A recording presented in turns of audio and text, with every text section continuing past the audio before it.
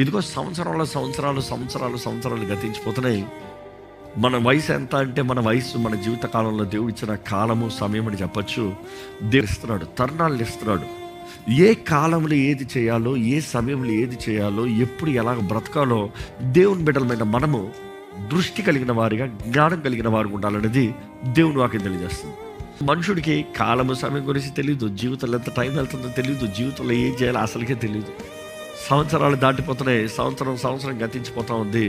మనుషుడికి ఏమో దృష్టి లేకుండా ఇంకా గాలిలో కొట్టుకుని పొట్టులాగా మారిపోతున్నాడు.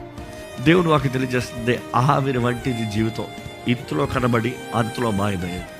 దేవుడు వాక్యం చూసినప్పుడు చీమల దగ్గర నుండి బుద్ధి తెచ్చుకోని తెలియజేయబడుతుంది. ఎవరు ఏది లేదన్న బాధ, అన్నీ ఉందన్న బాధ.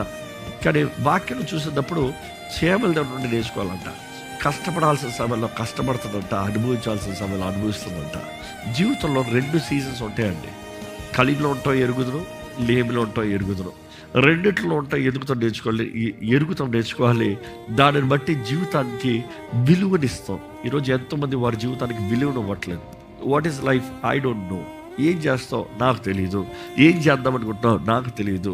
అలాంటి జవాబులు వస్తానికి కారణం ఏంటని చూసినప్పుడు మొదటగా వారికి కాలము, సమయం గురించిన జ్ఞానం లేదని అర్థం. అక్కడ తెలియజేయబడుతుంది, ఆయనకి ఒక దినం 1000 దినాలు ఒక దినం. You can't calculate God's time. God టైంలో నువ్వు పెట్టలేవు, కానీ హీ కంట్రోల్స్ టైం. అది దేవుడు ఒక తెలియజేస్తుంది. అందుకని God is a God of new beginnings అంటాం.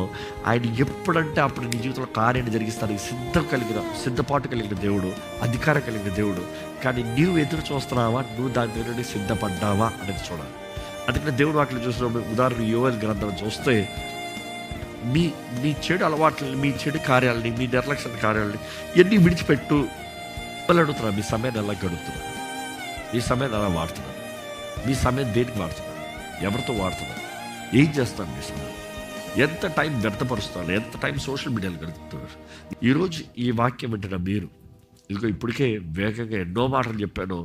నిజంగా మీ జీవితంలో ఎదగాలని ఆశ ఉంటే, ప్రభు మీ జీవితంలో తెరుస్తున్న ఈ తలుపు, ఈ అవకాశము, ఈ తరుణముల్ని సద్వినియోగపరుచుకుంటూ ఈ నూతన ప్రారంభంలో ఆయన పాదాలు పట్టుకుని, దేవా నా జీవితంలో ఒక నూతన అవకాశం ఇవ్వయ్యా, అదే సమయంలో నాకు కావాల్సిన జ్ఞానం దయచేయ, నాకు కావాల్సిన సిద్ధపాటు దయచేయ ప్రభా, నాకు కావాల్సిన దృష్టి దయచేయ ప్రభా. నేను చేయవలసిన సమయంలో చేయవలసిన రీతిగా నాకు చేయించింది ప్రభా, నాతో చేయించి ప్రభా అని ప్రార్థన చేద్దామండి.